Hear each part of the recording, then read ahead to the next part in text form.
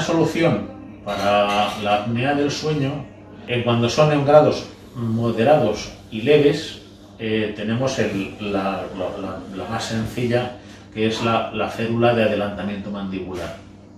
Al llevar la mandíbula para adelante, los mismos músculos del cuello, garganta y tal, llevan la campanilla que hemos hablado con anterioridad hacia arriba, con lo cual deja pasar el oxígeno y no se interrumpe ese flujo. Es una terapia muy cómoda, muy sencilla y muy económica, a la vez que eficaz.